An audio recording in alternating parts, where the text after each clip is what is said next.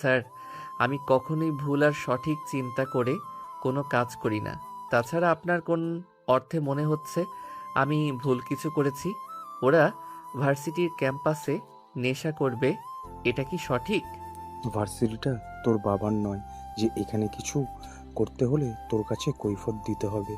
এখানে আমাদের যা করতে মন চায় আমরা তাই করব। সে তোর ব্যাপারে আমরা কেন তোকে কৈফিয়ত দিতে যাব? আর তোরই বা কী সমস্যা? আমার সমস্যা এটাই যে তবে ভার্সিটিতে এসে কেন নেশা করবে? তোদের দেখা দেখি আরও 5টা ছেলে তোদের সঙ্গে মিশে তারা নেশা করবে কেন? আমরা ভার্সিটিতে এসে মাদকাসক্ত হব? এখানে তো আমরা পড়াশোনা করতেছি, নিজেদেরকে শিক্ষিত করতে আসি। আর সেখানে এসে কেন আমরা নিজেদেরকে ধ্বংসের মুখে ঠেলে দেব? তোর এখন এত ইচ্ছা ভালো হওয়ার, তাহলে তুই কোন প্রাইভেট ভার্সিটিতে পড়াশোনা করিসনি কেন? কেন লোকাল ভার্সিটিতে পড়াশোনা করতে এসেছিস? এখানে যখন তুই পড়াশোনা করতে এসেছিস, তাহলে এখানে যা হয় সব তোকে মুখ বুজে সহ্য করতে হবে। আর তা না হলে তুই এখান থেকে পড়াশোনা ছেড়ে দিয়ে চলে যা, কারণ তুই ভার্সিটির পরিবেশে অভ্যস্ত নস। আমি কিসে অভ্যস্ত আর কিসে অভ্যস্ত নই সেগুলো তোদের তো কোনো সমস্যা হওয়ার কথা নয়। তোরা ক্যাম্পাসে এসে কেন এগুলো করবি? এই বলে নীল ছেলেগুলোকে আবারও মারতে উদ্যত হলো, কিন্তু তখন প্রিন্সিপাল স্যার নীলকে থামিয়ে দিল আর নীল সেখান থেকে চলে গেল। আর তারপরই হয়তো এই ছেলেগুলো থানায় গিয়ে কমপ্লেন করেছে। যাই হোক, এদিকে নেহা নীলকে নিয়ে থানায় পৌঁছালো। আর তখনই হঠাৎ নেহার ফোনে একটা কল আসলো। নেহা, তুমি নীলকে কেন থানায় নিয়ে এসেছো? ওকে এক্ষুনি ছেড়ে দাও। কিন্তু স্যার, ওর নামে থানায় মামলা করা হয়েছে। ও গতকাল ভার্সিটির ক্যাম্পাসে মারধর করেছে, আর ওই ছেলেগুলো আমার কাছে কমপ্লেন করেছে। তাই আমি যদি এর বিরুদ্ধে অ্যাকশন না নেই, তাহলে ওরা তো মনে করবে আমি পয়সার জন্য বিক্রি হয়ে গেছি। তোমাকে আমি এত কিছু চিন্তা করতে বলিনি। তোমাকে আমি যেটা করতে বলেছি তুমি সেটাই করো। তুমি এখনই নীলকে ছেড়ে দাও আর ওকে ওর বাসা পর্যন্ত দিয়ে আসো। কিন্তু স্যার, এইভাবে আমরা ওকে ছেড়ে দিতে পারি না। ও ভার্সিটিতে মাস্তানি করবে, আর এগুলো কি মেনে নেওয়া যায়? আমি তোমার কাছ থেকে কোনো উপদেশ শুনতে চাইছি না। তোমাকে যেটা করতে বলেছি তুমি সেটাই করো। তুমি এখনই ওকে ওর বাসার সামনে ছেড়ে দিয়ে আসো, ঠিক যেখান থেকে নিয়ে এসেছিলে। ঠিক আছে স্যার, আমি এক্ষুনি ওকে দিয়ে আসছি। এই ছেলে, চলো আমার সঙ্গে, তোমাকে তোমার বাসা পর্যন্ত পৌঁছে দিয়ে আসি। কিন্তু ম্যাডাম, আমি তো শ্বশুর বাড়িতে যাব, বাসায় যাওয়ার কোনো ইচ্ছে আমার নেই। এত সুন্দর বউ রেখে একা একা বাসায় গিয়ে কি করব? এই কি তোর বদমাইশের বাচ্চা, তোর শ্বশুর বাড়ি কোথায় সেটা কি আমি চিনি নাকি? আর তোকে কেন আমি তোর শ্বশুর বাড়ি দিয়ে আসতে যাব? তোকে যেখান থেকে নিয়ে এসেছি সেখানেই ছেড়ে আসবো। আরে বউ, নিজের হবু জামাইকে কেউ এভাবে বলে নাকি? প্লিজ নিয়ে চলো না আমাকে, একটু শ্বশুর বাড়ি, একটু শাশুড়ি মার সঙ্গে দেখা করে আসি। তোর শ্বশুর বাড়ি কোথায় বল, আমি তোকে ছেড়ে দিয়ে আসছি। ও মা, বউ দেখি আমার নিজের বাড়ি চিনে না। আমি তো তোমাদের বাড়িতে যাওয়ার কথা বলছি। প্লিজ নিয়ে চলো না তোমাদের বাড়িতে একবার, আমার শাশুড়ি মায়ের সঙ্গে একবার দেখা করে আসি। তোর সঙ্গে আবার আমার কোন বোনকে বিয়ে দিলাম যে তুই আমার মায়ের মেয়ের জামাই হয়ে গেলি? তাছাড়া আমি ছাড়া তো আমার মায়ের কোনো মেয়ে সন্তান নেই তাহলে। উফ ডার্লিং, তুমিও না কিছুই বুঝো না। আমার বউ তো তুমি। আমি তো তোমাকে দেখেই প্রেমে পড়ে গেছি। তাহলে অন্য কেউ কেন আমার বউ হতে যাবে? প্লিজ বউ নিয়ে চলো না একটু তোমার বাড়ি। তোকে যে আমার কি করতে মন চাইছে সেটাই বুঝতে পারছি না। পারলে তোকে এক্ষুনি আমি খুন করে ফেলতাম, কিন্তু সেটার তো আদেশ নেই। বিয়েটা করে নাও, তারপর যা করার করো, তখন আর তোমাকে আমি কিছুই বলবো না। এই বলে নীল থানা থেকে বের হয়ে বাইরে আসলো। আর তখন তার পিছনে পিছনে নেহাও আসলো আর জিপে বসে নীলকে বলল। কি হলো, এখন ওখানে দাঁড়িয়ে আছিস কেন? আমার সঙ্গে গাড়িতে উঠে বসে আমি তোকে যেখান থেকে নিয়ে এসেছি ওখানেই ছেড়ে আসবো। নীল তখন আর কোনো কথা না বলে চুপচাপ নেহার সঙ্গে গাড়িতে উঠে বসলো। আর নেহা নীলকে তার বাড়ির সামনে ছেড়ে দিল। নীলের বাড়ির সামনে এসে নীলকে নেহা বলে। কি ব্যাপার, তুই এখনো গাড়িতে বসে আছিস কেন? তোর বাড়ির সামনে চলে এসেছি, তুই গাড়ি থেকে নামছিস না কেন? তুমি আমাকে এখানে কেন নিয়ে এসেছো? আমি না তোমাকে বললাম আমি আমার শ্বশুর বাড়িতে যাব? সেখানে কেন নিয়ে গেলে না? আমি এখন নামবো না গাড়ি থেকে। নেহা নীলকে অনেক করে বলেছিল গাড়ি থেকে নেমে যাওয়ার জন্য, কিন্তু নীল কোনোভাবে গাড়ি থেকে নামছিল না। তাই নেহা নীলকে ধাক্কা দিয়ে গাড়ি থেকে ফেলে দিতে চাইছিল, কিন্তু নীল অতটাও বোকা নয়। তাই সে সঙ্গে সঙ্গে নেহার হাতটা ধরে ফেল। নেহা তখন ধাক্কার তাল সামলাতে না পেরে নীলের উপর পড়ে গেল। এমন অবস্থা থেকে নেহা অনেকটা ক্ষেপে গেল আর নীলকে বলল, এটা কি হলো? তুই আমাকে টান দিয়ে নিচে ফেলে দিলি কেন? একটু তোমার শরীর থেকে উষ্ণতা নিতে, তোমার শরীর কতটা উষ্ণ সেটা একটু চেক করে নিতে। আল্লাহ, তুমি আমাকে উদ্ধার করো। আমি কোন পাগলের পাল্লায় পড়েছি সেটাই তো বুঝতে পারছি না। এটা কেমন তার ছেঁড়া মানুষ, আমি তো সেটাই ভেবে পাচ্ছি না। আমার পাল্লায় পড়েছো জানেমান? তুমি তো এত সহজে ছাড়া পাচ্ছ না। এখন কি যাবে নাকি তোমার শ্বশুর বাড়ি? এই বেয়াদব, চুপ কর। আমার শ্বশুর বাড়ি কোথা থেকে আসলো?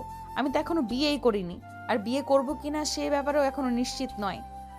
আমার মতো হ্যান্ডসাম একটা ছেলে থাকতে তুমি কেন বিয়ে ছাড়া থাকবে? তুমি অবশ্যই বিয়ে করবে এবং আমাকেই বিয়ে করবে, চিন্তা করো না। আমি কিছুদিনের মধ্যেই তোমার বাবা মায়ের সঙ্গে কথা বলবো এবং তোমাকে যত দ্রুত সম্ভব আমাদের বাড়িতে নিয়ে আসবো। তাহলে তোর মাথায় সমস্যা আছে, তোর সঙ্গে কথা বলাই অনর্থক। তুই থাক এখানে। এই কথা বলে নীল নেহার বুকের উপর থেকে উঠে পড়ে এবং সেখান থেকে চলে যেতে চায়। কিন্তু তখনই নীল পিছন থেকে নেহার হাতটা ধরে ফেলে আর টান দিয়ে নিজের সঙ্গে মিশিয়ে নেয়। আর তারপর আলতো করে নেহার কপালে একটা ভালোবাসার পরশ এঁকে দিয়ে বলে, একটু ভালোবাসা না দিয়ে চলে যাচ্ছ? এতটাই পাষাণ তুমি? এরকম হলে হয় নাকি? তোর ভালোবাসা চাই, তাই না? এই নে তোর ভালোবাসা। এই বলে নেহা নীলের গালে ঠাস ঠাস করে ব্যাস কয়েকটা চর বসিয়ে দিল। আর তারপর বলতে লাগলো, এবার তো পেয়েছিস তুই তোর ভালোবাসা, তাই না? এখন তোর মুখটা বন্ধ রাখ আর আমাকে এখান থেকে যেতে দে। এখানে বসে থাকলে তো আমার চলবে না, আমার তো আরো অনেক কাজ পড়ে আছে। নীল তখন কোনো কথা বলতে পারছিল না, কারণ নেহা তাকে এত জোরে চর মেরেছে যে তার গালে 5টা আঙ্গুলের ছাপ বসে গেছে। তার গাল অনেক ব্যথা করছিল, তাই সে আর কোনো কথা বলল না। এদিকে নেহা তো নাই, চলে গেল। নীল তখন কোনো রকমে নিজের চোখের জল মুছে বাড়ির ভিতর প্রবেশ করবে, তখনই হঠাৎ তার আম্মুর সামনে পড়ে গেল। তার আম্মু তাকে দেখে বলতে লাগলো, কি রে বাবা, কি হয়েছে তোর? তোর গালে এটা কিসের দাগ? দেখে তো মনে হচ্ছে একদম এক্ষুনি রক্ত ছিটে পড়বে। কই আম্মু, কিছুই হয়নি। বন্ধুদের সঙ্গে একটু খেলতে গিয়েছিলাম আর তখনই একটু ব্যথা পেয়েছি। আমাকে কি তুই বোকা পেয়েছিস নাকি যা বুঝাবি আমি তাই বুঝে যাব? একদমই নয়। আমি বুঝতে পেরেছি এটা কারো হাতের দাগ, সেটা দেখেই বোঝা যাচ্ছে। 5টা আঙ্গুল একদম স্পষ্ট দেখা যাচ্ছে। ব্যাস এইটুকুই। আরে আম্মু, তোমার কি মাথা খারাপ হয়েছে নাকি? এই শহরে এখনো এমন কোনো ছেলে পয়দা হয় নাই যে আমার গায়ে হাত দেবে, আর গায়ে হাত দেওয়ার পর আমি তাকে ছেড়ে দেব। এতক্ষণে আমি বিষয়টা ক্লিয়ারই বুঝতে পেরেছি। তুই নিশ্চয়ই কিছু একটা ঝামেলা করেছিস আর তার ফলস্বরূপ তোর গালের এই চিহ্নগুলো, ঠিক না? না, একদমই নয়। তুমি তো জানো আমি কখনোই ঝামেলা করি না। অন্যায় দেখলে সেখানে নিজেকে কন্ট্রোল রাখতে পারি না। আসলে গতকাল ভার্সিটিতে কিছু ছেলে আসলে গতকাল ভার্সিটিতে কিছু ছেলে ক্যাম্পাসে বসে নেশা করছিল, আর তাদেরকে একটু শিক্ষা দিয়েছিলাম। তারপর তারা থানায় মামলা করেছে। আমি বুঝতে পারছি না, তোকে এত ভালো মানুষ সাজতে কে বলেছে? কে বলেছে তোকে ওইগুলো করতে, যার কারণে তোকে এখন থানায় পর্যন্ত যেতে হলো? আমি চাই না তুই এসব ঝামেলায় আর নিজেকে ইনভলভ রাখিস। আম্মু, তুমি হয়তো একটা কথা ভুলে গেছো যে আমার রক্তে অপরাধ দেখেও তীর থাকাটা নেই। আমি অপরাধ দেখলে সহ্য করতে পারি না। যেখানে অপরাধ দেখি সেখানেই আমার রক্ত গরম হয়ে যায়। ও তাই নাকি? ঠিক আছে, তাহলে আমি তোকে কিছুই বলবো না। একবার আয়নার সামনে দাঁড়িয়ে তোর গালের দিকটা দেখে নে, তাহলে তুই বুঝতে পারবি আমি কেন তোকে এই কথাগুলো বলছিলাম। নীল তখন আর কোনো কথা না বলে চুপচাপ নিজের রুমে চলে গেল। আর বিছানায় শুয়ে ঘুমিয়ে পড়ল। সে যখন ঘুম থেকে উঠল তখন আনুমানিক রাত 8টার মতো বাজে। বিছানা থেকে উঠে সে ফ্রেশ হতে ওয়াশরুমে চলে গেল। ওয়াশরুম থেকে এসে যেই না সে আয়নার সামনে দাঁড়ালো, নিজের চেহারা সে নিজেই চিনতে পারছে না। একটা মেয়ের শরীরে এত শক্তি আসে কোথা থেকে, যে নীলকে সেই দুপুরবেলা চর দিয়েছে। আর এখন রাতের 8টা বাজে, এখনো তার 5টা আঙ্গুলের চিহ্ন নীলের গালে ফুটে আছে। নীল তখন একটু অয়েলমেন্ট লাগিয়ে পড়তে বসে গেল। পড়া শেষ হলে রাতের খাবার খেয়ে তারপর ঘুমিয়ে পড়ল। পরের দিন সকালবেলা ভার্সিটি যাওয়ার উদ্দেশ্যে বাসা থেকে বের হবে। তখনই হঠাৎ সে তার বাসার সামনে একটি মেয়েকে দাঁড়িয়ে থাকতে দেখল। নীল 7 পাঁচ চিন্তা না করে মেয়েটাকে সে জানার আগ্রহ না দেখিয়ে সেখান থেকে চলে যেতে চাইছিল। তখনই পিছন থেকে মেয়েটা বলল, আই এম সরি, কাল রাগের মাথায় আপনাকে এইভাবে থাপ্পড় মারাটা উচিত হয়নি। নিশ্চয়ই খুব ব্যথা পেয়েছেন, তাই না? সে যাই হোক, ভালোবাসার মানুষের ছোঁয়া তো পেয়েছি, সেটাই আমার জন্য অনেক। ভালোবাসার মানুষের ছোঁয়ার সব সময় ভালো হয়। আবার আপনি ওইসব কথা বলা শুরু করেছেন। দেখুন, আমার মেজাজ হুট করেই গরম হয়ে যায়, আর আমি অপরাধীদের এইভাবেই শাস্তি দিয়ে থাকি। তাই আপনার কথা শুনে মাথা গরম হয়ে গেছিল। আর তারপর বললাম তো ঠিক আছে, কোনো ব্যাপার না। আমার ভার্সিটি লেট হয়ে যাচ্ছে, আমি এখন আসছি। এরপর নেহাকে নীল আর কোনো কথা বলার সুযোগ না দিয়ে বাইকে নিয়ে সোজা ভার্সিটির উদ্দেশ্যে বেরিয়ে পড়ল। ভার্সিটিতে এসেই সে দেখতে পেল ওই ছেলেগুলো গেটের সামনে দাঁড়িয়ে আছে। তারা নীলকে দেখে, কি ব্যাপার, কাল নাকি শ্বশুরবাড়ি গিয়েছিলি? তো কেমন জামাই আপ্যায়ন পেলি? আমি তো আপ্যায়ন ভালোই পেয়েছি। এবার তোদের যাওয়ার পালা হবে, তৈরি হয়ে থাক, খুব তাড়াতাড়ি যেতে পারবি শ্বশুর বাড়ি। এই কথা বলে নীল সেখানে আর এক মুহূর্ত না দাঁড়িয়ে সোজা ক্যাম্পাসের ভিতর চলে আসলো। ক্লাসে সে ঢুকতে যাবে, তখনই তার বন্ধু হৃদয়ের সঙ্গে তার দেখা হয়। আর তখনই তার বন্ধু হৃদয় তাকে প্রশ্ন করে, কি রে দোস্ত, কি হয়েছিল কাল?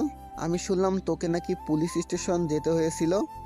আরে আর বলিস না, ওই যে সেদিন ছেলেগুলো নেশা করছিল, ওদের একটু চা নাস্তা খাওয়াইছিলাম, তার জন্যই আর কি।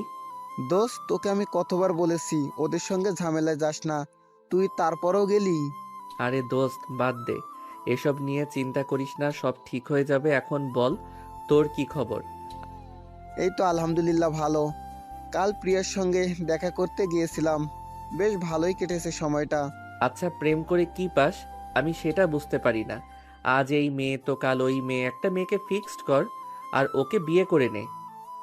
দোস্ত, একটা ফুল গড়ে নিয়ে রাখার চাইতে হাজারটা ফুলের মতো খাওয়া যে কতটা মজা সেটা তুই বুঝতে পারবি না। আগে একটা প্রেম কর, তারপরে বুঝতে পারবি। হ্যাঁ রে, সেটাই চেষ্টা করছি দোস্ত। কাল যে ইন্সপেক্টর আমাকে অ্যারেস্ট করতে এসেছিল, মেয়েটাকে দেখে আমি একদম প্রেমে পড়ে গেছি। কি বলিস দোস্ত, শেষে কিনা সিনিয়র একটা পুলিশ ইন্সপেক্টরের প্রেমে পড়লি তুই? আমি জাস্ট ভাবতে পারছি না, এই বুঝি ছিল তোর মনে? ভার্সিটিতে কত মেয়েরা তোর পেছনে লাইন মারে, তুই তো তাদেরকে একটুও পাত্তা দিস না, আর শেষে কিনা একটা পুলিশের প্রেমে পড়েছিস। দোস্ত রে, প্রেম ভালোবাসা বলে কয় হয় না। আর যদি সেরকম হতো তাহলে হয়তো আমি কবেই প্রেমে পড়ে যেতাম। কিন্তু বিশ্বাস কর, আমি সত্যি কাল পুলিশ মেয়েটাকে দেখে প্রেমে পড়ে গেছি। আচ্ছা ঠিক আছে, এখন ক্লাসে চল, ক্লাসের টাইম হয়ে গেছে। আর হ্যাঁ, একটা কথা, আজ কিন্তু আবার একটা নতুন মুরগি পটাতে যাব, তুই যাবি নাকি আমার সঙ্গে? না রে দোস্ত, এসব আমার আর ভালো লাগে না। আজ এই মেয়ের সঙ্গে প্রেম করবি তো কাল ওই মেয়ের সঙ্গে, এসব আর কত? এসব এবার বন্ধ কর, আমার ভালো লাগে না। এই বলে নীল ক্লাসরুমে ঢুকে গেল। অতঃপর ভার্সিটি শেষ হলে সে বাসায় আসে। বাসায় এসে দুপুরে খাবার খাবে। তখনই তার আব্বু বাসি আসলো আর তাকে বলল, কি ব্যাপার নীল, তোমার পড়াশোনা কেমন চলছে? আর তোমার আম্মুর কাছে শুনেছিলাম তুমি নাকি কাল থানায় গিয়েছিলে, কি ব্যাপার বলো তো শুনি। আব্বু, আসলে সেরকম কোনো ব্যাপার নয়, বাদ দাও ওসব। আমি ওর ব্যাপারে কথা বলতে চাই না। তোমার ব্যবসার কি অবস্থা? ব্যবসা কেমন চলছে? এই তো আলহামদুলিল্লাহ অনেক ভালো। তোমাকে একটা কথা বলার ছিল। কাল আমার অফিসের একজন অ্যাপ্লাই তো আর বাসায় দাওয়াত করেছে, আমাদের সপরিবারে যেতে বলেছে। ওর মেয়ে নাকি জন্মদিন, তাই আমাদের ওখানে যেতে হবে। আব্বু, আমার কোনো দাওয়াতে যেতে ভালো লাগে না, তোমরা সবাই চলে যেও, আমি যেতে পারবো না।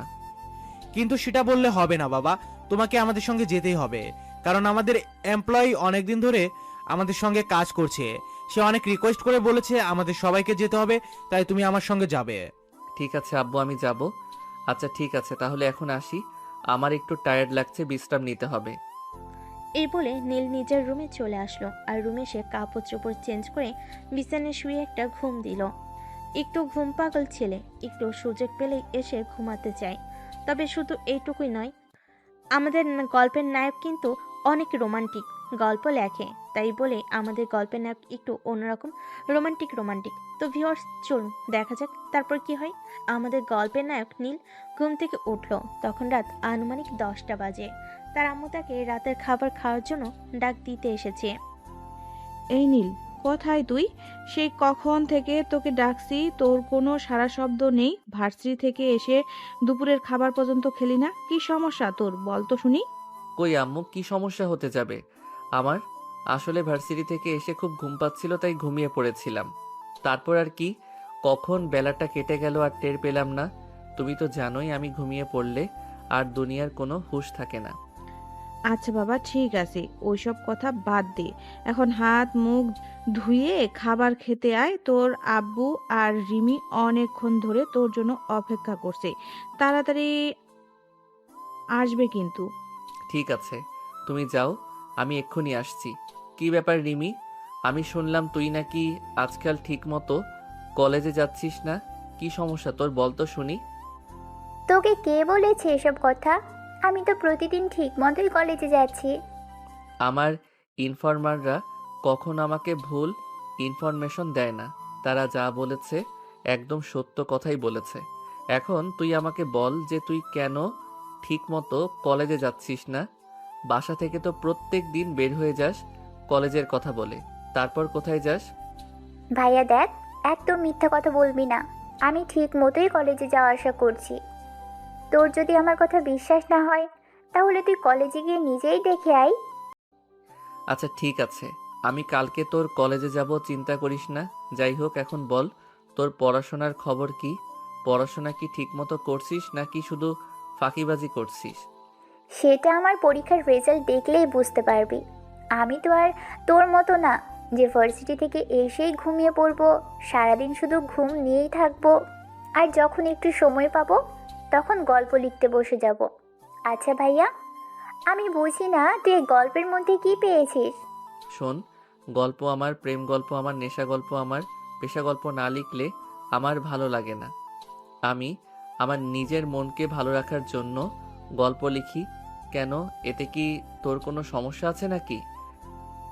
আমার কেন কোনো সমস্যা থাকতে যাবে? আমি যখনই কলেজে যাই তখনই আমার বন্ধুরা সবাই বলে তোর ভাইয়া তো রোম্যান্টিক গল্প লিখে যে দেখলেই প্রেমে পড়ে যায়। মেয়ে মানুষ প্রেমে পড়বে, এটাই তো স্বাভাবিক। আমার প্রেমে পড়লে সমস্যা কোথায়? তাছাড়া আমি কি দেখতে খারাপ নাকি যে আমার প্রেমে পড়লে ভুল করে ফেলবে? ধত্তরি, তোর সঙ্গে কথা বলাই অনর্থক। আমি কাকে কি বলি সে যেন আমাকে উল্টাটা বুঝিয়ে দেয়। তোর যা ইচ্ছে তুই তাই কর। মন চাইলে 101টা মেয়ের সঙ্গে প্রেম কর, তাতে আমার কোনো সমস্যা নেই।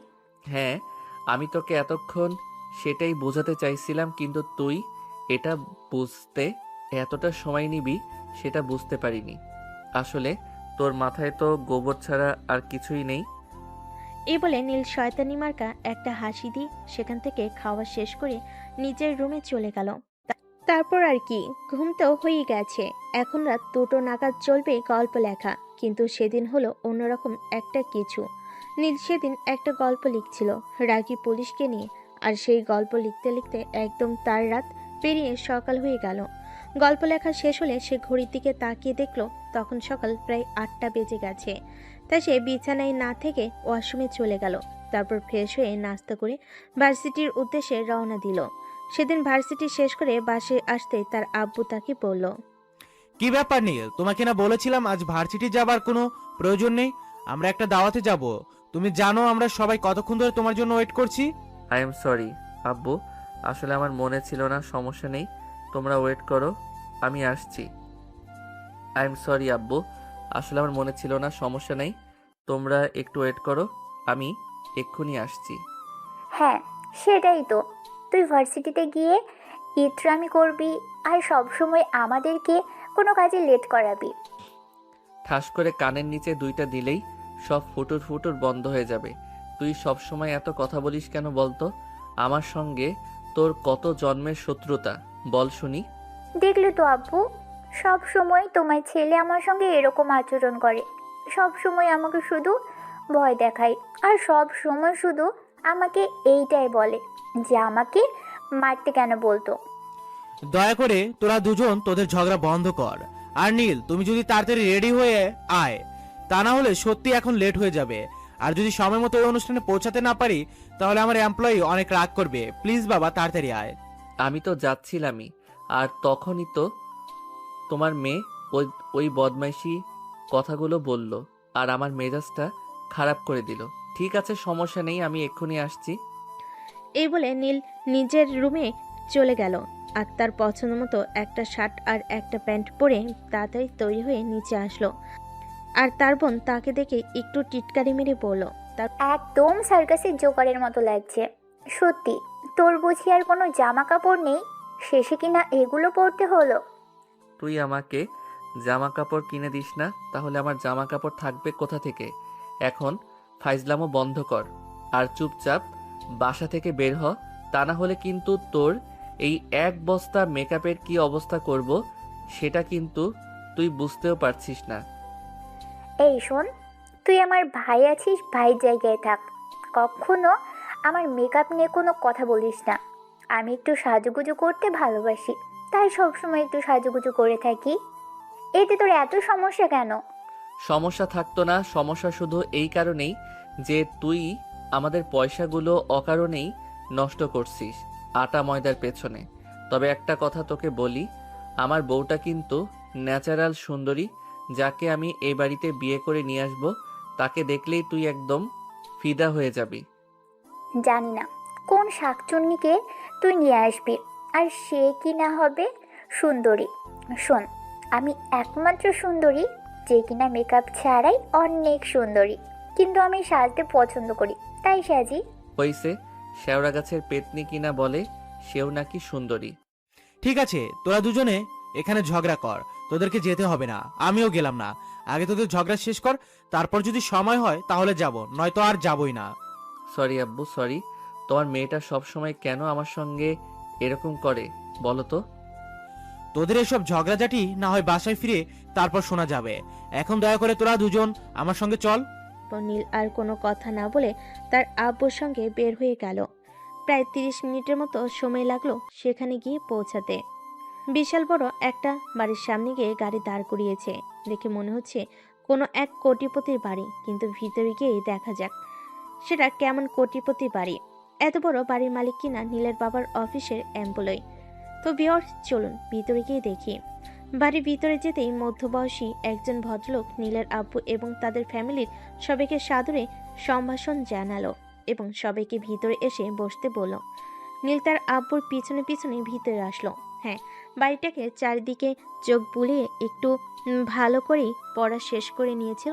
তখনই হঠাৎ তার চোখ আটকে গেল একটা দেওয়ালে আটকানো ছবির উপর। নীল তখন ওই ভদ্রলোককে জিজ্ঞাসা করল, uncle, if you don't mind, may I ask you a question? হ্যাঁ বলো। ওই যে ওয়ালে যে মেয়েটার ছবি আটকানো আছে, ওই মেয়েটাকে? ওটা ওটা আমার মেয়ে নেহা। ওরই তো আজকে জন্মদিন। তুমি ওয়েট করো, আমি নেহাকে ডেকে দিচ্ছি। এই বলে নেহার আব্বু নেহাকে ডাকতে থাকলো। নেহা তখন নিজের রুমে বসে তৈরি হচ্ছিল। নিজের রুমে থেকে সে তার আব্বুকে উত্তর দিল, আব্বু, আমি এখনো তৈরি হচ্ছি, তুমি 2 মিনিট ওয়েট করো, আমি 2 মিনিটে আসছি। হ্যাঁ মামনি, তুমি একটু তাড়াতাড়ি আসো। তোমাকে বলছিলাম না, আমার অফিসের বস তার ফ্যামিলি নিয়ে তোমার জন্মদিনের ইনভাইটেশনে আসবে।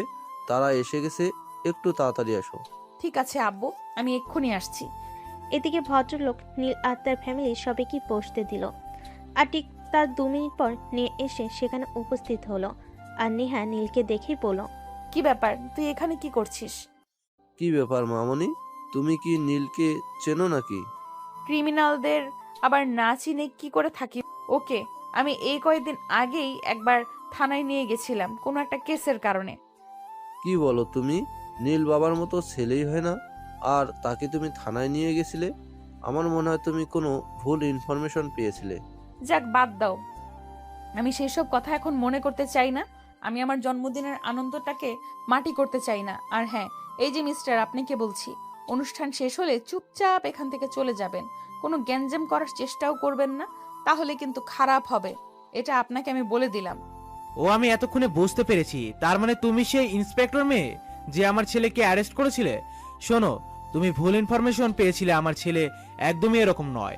আমার ছেলেটা যথেষ্ট ভদ্র এবং ভালো একটা ছেলে। আমার ছেলে কখনো কোনো খারাপ কাজ করতেই পারে না। হাই আঙ্কেল, আপনি একদম ঠিক কথাই বলেছেন। আপনার ছেলের কোনো খারাপ কাজ করতে পারে না, শুধু ভার্সিটিতে গিয়ে মারামারি করে। তখন নিহার আপু নেহাকে অনেক রিকোয়েস্ট করে বলে এসব কিছু বন্ধ করার জন্য আর জন্মদিনের অনুষ্ঠান শুরু করার জন্য। নেহা তখন আর কোনো কথা না বাড়িয়ে কেক কাটতে চলে গেল।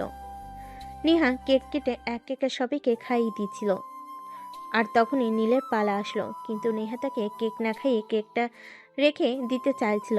তখনই নীল তার কানে কানে বলল, এই ভুলটা একদম করো না প্রিয়সী। সবাই কিন্তু অলরেডি জেনে গেছে তোমার আর আমার সম্পর্কের কথা। এখন যদি তুমি আমাকে কেক না খাইয়ে দাও, তাহলে কিন্তু আমি সবার সামনেই তোমাকে ওইটা করে দিব। মানে তুই আমাকে আমার বাড়িতে এসে থ্রেট করছিস? এর পরিণাম কি হতে পারে তুই জানিস? পরিণামের কথা চিন্তা করে নীল কখনো কোনো কাজ করে না, সেটা তুমি নিশ্চয়ই এতক্ষণে বুঝতে পেরে গেছো। সো কোনো কথা না বলে আমাকে একটু কেক খাইয়ে দাও, তারপর আমিও তোমায় ভালোবেসে কেক খাইয়ে দেব। উপস্থিত সবাই তখন ওই বিষয়টা খেয়াল করছিল, তাই নেহা আর এই বিষয়টাকে নিয়ে ঝামেলা করলো না। সে নীলকে খাইয়ে দিল, আর তারপর সে সেখান থেকে চলে আসলো। তারপর খাওয়া দাওয়ার পরপর শুরু হলো। এক একে সবাই খাওয়া দাওয়া শেষ করে নিজেদের বাড়িতে চলে যাচ্ছিল। অপরদিকে নেহা কেক কাটা শেষ হলে নিজেদের রুমে চলে এসেছিল, আর তার নিচে যেতে ইচ্ছে করছিল না। তখনই হঠাৎ তার রুমের দরজায় সে কারোর গলার আওয়াজ শুনতে পেল। এক্সকিউজ মি ম্যাডাম, আমি কি ভিতরে আসতে পারি? তুই তুই এখানে কেন এসেছিস? তোকে না আমি বলেছিলাম অনুষ্ঠান শেষ হলে সোজা বাড়ি চলে যাবি, কিন্তু তুই এখানে কেন এসেছিস? এখানে আবার নতুন করে কোনো সিন ক্রিয়েট করবি না বলে দিলাম। আরে ডার্লিং, তুমি আমার সঙ্গে এভাবে কেন কথা বলছো? আমি তোমার সঙ্গে কেন কোনো সিন ক্রিয়েট করতে যাব? তুমি আমার 10টা না 5টা না, একটা মাত্র লক্ষ্মীমন্তর বউ। তোমার সঙ্গে কি আমি কোনো সিন ক্রিয়েট করতে পারি? একটু তোমার আদর নিতে এলাম, তারপরে চলে যাব। কি বললি তুই? আমি শুনতে পাইনি। আরেকটা বার বলতো শুনি। দাঁড়াও, আমি মাইক্রোফোনটা নিয়ে আসি, তারপর মাইক্রোফোনে বলি, যাতে বাকি সবাই শুনতে পারে। এই বলে নীল রুম থেকে বের হয়ে নিচে চলে যেতে চাইছিল। তখনই নেহা পিছন থেকে তার হাতটা ধরে ফেলে, আর নীল তখনই সুযোগ বুঝে নেহাকে নিজের বুকের সঙ্গে মিশিয়ে নিল, আর নেহার দুই ঠোঁটে নিজের ঠোঁট ডুবিয়ে দিল। পাক্কা 5 মিনিট পর ছেড়ে দিয়ে বলল, এটা কোন ব্র্যান্ডের লিপস্টিক? এটা একটু অন্যরকম মিষ্টি লাগে। তোর সাহস দেখে আমি অবাক না হয়ে আর পারলাম না। তুই আমার বাড়িতে এসে আমাকে কিস করলি? অসভ্য তোর লুচ্চা বদমাস কোথাকার। তোমার শ্বশুর বাড়ির গো বউ, তোমার শ্বশুর শাশুড়ির একমাত্র আদরের ছেলে। যাই হোক বউ, তোমার ওই নরম হাতে গরম গরম ভালোবাসা খেতে কিন্তু বেশ লাগে। এই, আমি আবার কবে তোর বউ হলাম? আমি কবে তোকে বিয়ে করেছি? এসব ফাজলামো বন্ধ কর, তা না হলে কিন্তু খারাপ কিছু হয়ে যাবে বলে দিলাম। বললাম তো, আমাকে এসব ভয় দেখিয়ে কোনো লাভ হবে না, বিকজ আমি যাকে ভালোবাসি তাকে আমি আমার করে নেব, সেটা যেভাবেই হোক আর যে কোনো পরিস্থিতিতেই হোক। তুই এখন এখান থেকে যাবি নাকি যাবি না, আমি সেটাই বলছি। আরে বউ, তুমি এভাবে কেন বলছো? থুক্কু হবু বউ, বলেই তো যাব। শ্বশুর বাড়িতে ঘর জামাই থাকবো নাকি? আমার বাবার তো অনেক সহায় সম্পত্তি আছে, এত কিছু রেখে আমি কেন শ্বশুর বাড়িতে ঘর জামাই থাকতে যাব? আচ্ছা বউ, আমাকে একটা কথা বলো তো, তোমার বাবা তো আমার বাবার অফিসের সামান্য একজন এমপ্লয়ি, তাহলে তোমাদের এত বড় বাড়ির পিছনের রহস্যটা কি? একটা সময় আমার বাবার নিজের একটা অফিস ছিল, নিজের ব্যবসা করত, কিন্তু কোনো একটা কারণে ওটা বন্ধ হয়ে গেছে। তাই আমার বাবাকে বাধ্য হয়ে তোর বাবার অফিসে চাকরি নিতে হয়েছে। এবার নিশ্চয়ই বুঝতে পেরেছিস। তবে একটা কথা মনে রেখো, আমি পুলিশের চাকরি করি বলে এটা ভাবছি না যে আমি কালো টাকায় সম্পদের পাহাড় গড়েছি। এটা কিন্তু আমার বাপের অনেক কষ্টের টাকায় করা রাজপ্রাসাদ। ও আচ্ছা, এই ব্যাপার। ঠিক আছে, বুঝতে পেরেছি। আজ তাহলে আসি। তবে একটা কথা মনে রেখো, আমি কিন্তু আবার আসবো। তুই আবার কেন এখানে আসবি? আমার বউটাকে দেখতে। আমার বউটা ভালো আছে নাকি খারাপ আছে সেই ব্যাপারে আমাকে খোঁজ খবর নিতে হবে না নাকি? নেহা তখনই রেগে গিয়ে নীলকে কিছু একটা বলতে চাইছিল, কিন্তু নীল সেই সুযোগটা না দিয়ে সেখান থেকে দৌড়ে পালিয়ে চলে আসে নিচে। আসতেই তার বোন তাকে বলল, কি রে, বাসর করতে গিয়েছিলি নাকি? একটা চটকানা মেরে তোর সবকটা দাঁত ফেলে দেব বলে দিলাম। নিজের বড় ভাইকে এসব কথা বলতে তোর একটু লজ্জা করে না? আমার কেন লজ্জা করতে যাবে? তুই যদি বিয়ের আগেই তোর বউয়ের রুমে গিয়ে দরজা বন্ধ করে ইটিস পিটিস করতে পারিস, আমি বলতে গেলে কেন আমার লজ্জা লাগবে? একদম মিথ্যা কথা বলবি না। আমি আমার বউয়ের রুমে গিয়েছি ঠিকই, কিন্তু একটু দরজা বন্ধ করিনি, কারণ আমি চাইছিলাম কেউ এই ব্যাপারটা দেখুক আর আমাদের বিষয়ে একটু কথা বলে বিষয়টাকে একটু আগিয়ে নিয়ে যাক।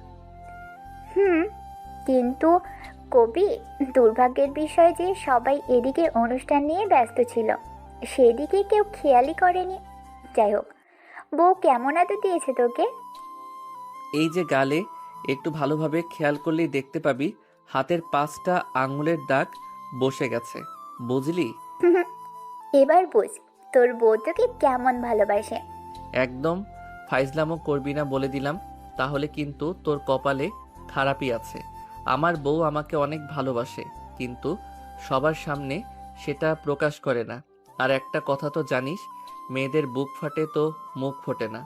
আমার বউ আমায় ভালোবাসে, কিন্তু সেটা মুখ ফুটে বলতে পারে না। নেহা তখন মুখটাকে ভেঙচি মেরে সেখান থেকে চলে গেল।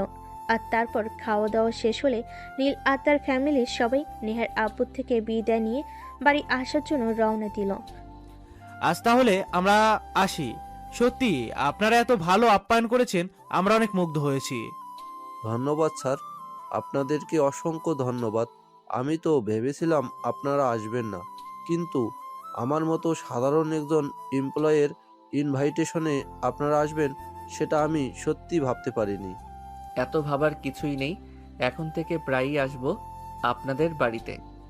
সত্যি তোমরা আসলে আমি অনেক খুশি হব। জানো, একটা সময় ছিল যখন আমার সব কিছু ছিল, তখন আমার বন্ধু বান্ধবের অভাব ছিল না, কিন্তু যখন থেকে আমি ব্যবসায়ীর লোকসান খেয়ে ব্যবসাটা ছেড়ে দিলাম আর তোমাদের অফিসে চাকরিটা নিলাম, তখন থেকে আমার বন্ধু বান্ধব সব কোথায় যেন উধাও হয়ে গেল। আপনি চিন্তা করবেন না, আমরা আছি আপনার পাশে। আমরা সব সময় আপনার পাশে থাকব। আর একটা কথা, আমি সত্যি বলছি, আমি কিন্তু প্রায়ই আপনাদের এখানে আসব। ঠিক আছে বাবা, তুমি এসো, আমার বাড়ির দরজা সবসময় তোমার জন্য খোলা থাকবে। ঠিক আছে শ্বশুর আব্বা, আসি তাহলে। হ্যাঁ, এসো। কিন্তু তুমি কি জানি বললে, আমি বুঝতে পারলাম না। কই না তো, কিছুই বলিনি, বললাম আসি, অন্য একদিন দেখা হবে। হ্যাঁ, আমরা আসি। আর হ্যাঁ, আপনাকে একটা কথা বলছি, আগামী মাসে কিন্তু আমার ছেলেরও জন্মদিন আছে। তখন কিন্তু আমরা বিশাল অ্যারেঞ্জমেন্ট করে একটা পার্টি করব। সেখানে কিন্তু আপনারা সপরিবারে যেতে হবে, এই যেমন আমরা আসলাম ঠিক তেমন করে। ঠিক আছে স্যার, আপনি ইনভাইট করবেন আর আমরা যাব না, এমনটা হতে পারে নাকি? আমি আমার ফ্যামিলির সবাইকে নিয়ে আপনার ছেলের জন্মদিনে যাব। তারপর নেহার আব্বুর কাছ থেকে বিদায় নিয়ে তারা সবাই মিলে বাসায় চলে আসলো। নিজেদের রুমে এসে কাপড় চোপড় চেঞ্জ করে বিছানায় ঘুমোতে যাবে, ঠিক তখনই রিমি তার রুমে আসলো আর বলল, কি রে, কেমন ভালোবাসে তোর বউ তোকে? চলে আসার সময় বিদায় জানাতে পর্যন্ত আসলো না। এই শোন, আমার বউ আমাকে কেমন ভালোবাসে সেটা তোকে জানতে হবে না। আর আমার বউ কেন সবার সামনে আমাকে বিদায় জানাতে আসবে? আমার বউয়ের লজ্জা করে না বুঝি? ওরে বাবারে, কি লজ্জাবতী বউ তোর! আমি তো সেটাই ভেবে পাচ্ছি না। আচ্ছা, সেটা দেখা যাবে, আগে আসুক তো বাড়িতে। এ বলে রিমি সেখান থেকে চলে গেল। আর এদিকে নীল বিছানায় শুয়ে ঘুমিয়ে পড়ল। এরপর চলে গেল 1 মাসের বেশি সময়। দেখতে দেখতে নীলের জন্মদিন চলে আসলো। নীলের বাবা অনেক বড় করে একটা পার্টির আয়োজন করেছে, আর সেখানে নেহার ফ্যামিলিকে ইনভাইট করা হয়েছে। তাছাড়া শহরের গণ্যমান্য ব্যক্তি থেকে শুরু করে অনেকে ইনভাইট করা হয়েছে। নেহা, তোমাকে বলছিলাম না আমাদের অফিসের এমডি স্যার ওনার ছেলের জন্মদিনে আমাদেরকে সপরিবারে ইনভাইট করেছে, সেখানে যেতে হবে। তুমি আম্মু আর রিয়াকে নিয়ে চলে যাও, আমি যেতে পারবো না, আমার অফিসের একটা কাজ আছে, আমাকে সেটা করতে হবে।